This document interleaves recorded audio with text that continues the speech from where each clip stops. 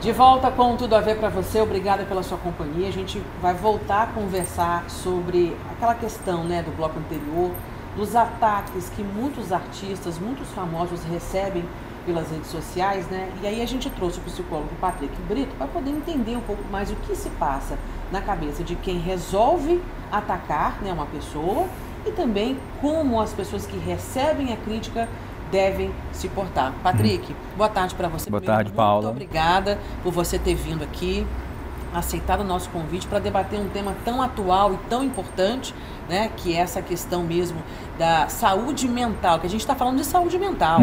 A gente viu que o Rico Melquiades surtou com essa situação, entrou em depressão, ficou dependente de um medicamento para dormir, né, por conta desses ataques, desses comentários maldosos. Vamos começar primeiro entendendo o que se passa na cabeça de uma pessoa que ataca a outra gratuitamente. Paulo, obrigado pelo convite, pessoal, Tudo a Ver. O ódio, ele sempre foi muito inicial da nossa civilização. Mas é importante dizer que o ódio, muitas vezes, é essa projeção daquilo que eu não suporto em mim mesmo. Muitas vezes o sujeito se sentindo fracassado, impotente, com uma série de questões para resolver consigo, insatisfeito. Quando ele vê naquele outro alguma coisa que ele admira, que ele talvez queria estar neste lugar, ou que isso remete a ele o seu próprio fracasso, ele destila todo o ódio nesse outro.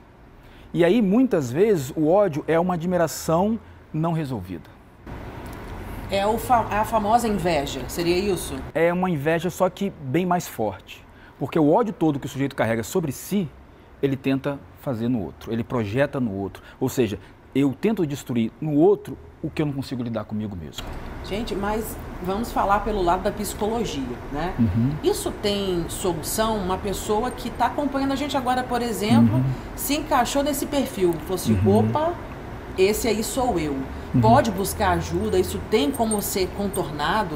Claro, assim, uma pessoa que faz análise, que faz terapia, dificilmente ela vai ceder a esses encantos do inveja, do ódio, porque é mais um pouco que a inveja, perceba, é um movimento do sujeito tentar destruir aquilo que lhe faz mal, mas o que ele não dá conta, o que faz mal são suas próprias limitações. E a gente tem isso em vários momentos da sociedade. Um exemplo aqui, como estou falando com você, o machismo.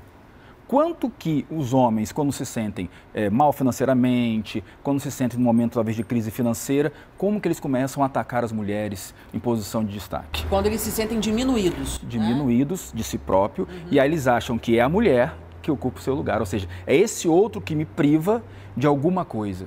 Mas, na verdade, ele está privado de si mesmo pelas suas próprias condições. Nossa, isso é muito forte, gente, isso é muito forte. Agora vamos falar um pouquinho, né, enxergar pela ótica da personalidade, que recebe inúmeros comentários maldosos, né? A gente viu aí o Rico que não suportou, mas vimos também que o Estênio Garcia, com 91 anos, dando uma aula de como, né, as pessoas devem se portar e como devem receber essas críticas, né? Como que elas vão conseguir lidar com essa situação de uma forma melhor? Pois é, primeiro é uma separação do que se é e da profissão que se ocupa na internet. Quando você coloca as duas no mesmo pote, então ali você está não só querendo trabalhar, mas ser aceito, ser amado, fazer aquilo como um ambiente de proteção. Geralmente as críticas são muito mais fortes, porque você, no seu lugar que você achava que estava ali enquanto lugar de existência, você acaba recebendo então esses afrontos de ódio. Então é importante separar a ocupação sua da sua profissão, enquanto jornalista, enquanto profissional de influência, do que se é, do que você tem, do que da sua família, do que é quanto sujeito. Isso é um primeiro ponto. O segundo, Paulo, assim, às vezes é até mesmo necessário ter um acompanhamento, porque tem palavras que nos marcam. Então, às vezes, para aquela pessoa, não é só ouvir, por exemplo, quando acontece com as mulheres, uma frase de ódio e machismo, não é só ouvir o machismo, é mais uma vez o machismo. E essas palavras, às vezes, positivas nos marcam, a negativa também.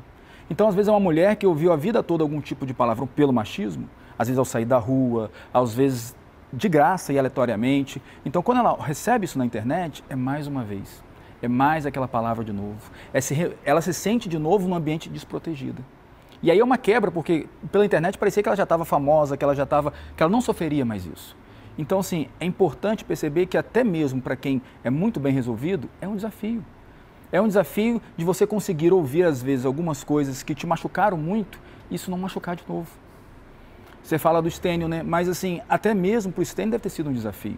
Porém, esse processo de experiência, de lidar de outra maneira, de ser de uma outra geração que não é tão dependente da internet. Ele não vem de uma geração que era dependente da internet. E quando você vem de uma geração que você acaba se afirmando pela internet, receber um ódio parece que tudo que você construiu não existe mais. Às vezes é um momento de desamparo do sujeito. Porque assim, se é aqui que é o meu lugar, aqui que eu existo, porque muitos influencers pensam que só existem a partir da internet, só tem fama a partir da internet. Então o lugar de existência e trabalho é o mesmo. Então quando você vê isso desmoronar, o que te sobra? Para muitos parece que nada. Talvez seja o caso anterior. E aí você cai numa profunda depressão que é, qual é a minha existência fora disso? Se aonde eu me crio, se aonde eu me sinto existente, importante, virou um lugar de receber palavras tão duras, de tanto ódio. Gente, isso é... O que você está me falando, assim, a gente acaba enxergando, né, por uma outra ótica, vendo a situação de quem recebe o ataque, de quem está atacando. E aí, voltando um pouquinho a falar, quem pratica, né, quem destila o ódio, a gente vê hoje a internet um lugar só de coisas perfeitas, né? Como se ninguém tivesse problema algum, né? Como se ninguém tivesse nenhum problema financeiro, amoroso, profissional. E aí, isso faz com que as pessoas olhem para aquele artista, principalmente aquela personalidade, adquira a tal da inveja e do ódio que você tanto falou com a gente brilhantemente, e isso faz com que essa pessoa viva numa ilusão, porque a rede social, ela é uma ilusão.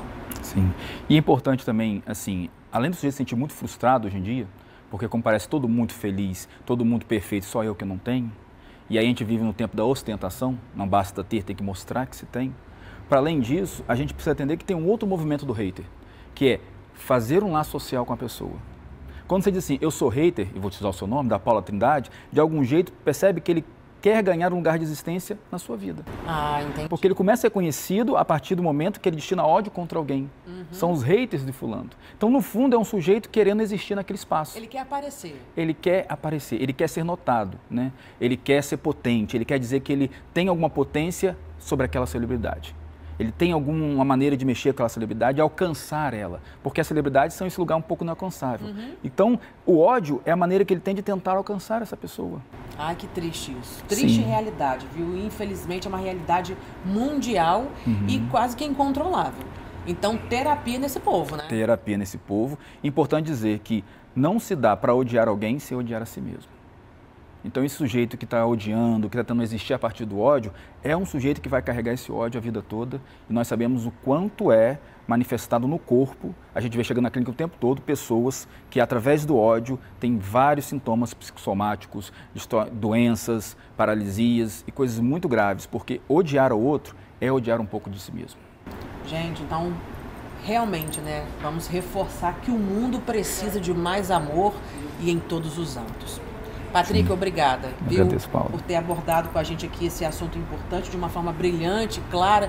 Eu acho que todo mundo compreendeu bem. Eu espero que você que esteja acompanhando o nosso programa, né, e já passou por isso, está vivenciando uma situação dessa, consiga passar de uma forma menos traumática, da melhor forma possível. Obrigada mais uma vez. Daqui a pouquinho tem receitinhas deliciosas, super práticas, chegando aqui no Tudo a Ver. A gente volta já.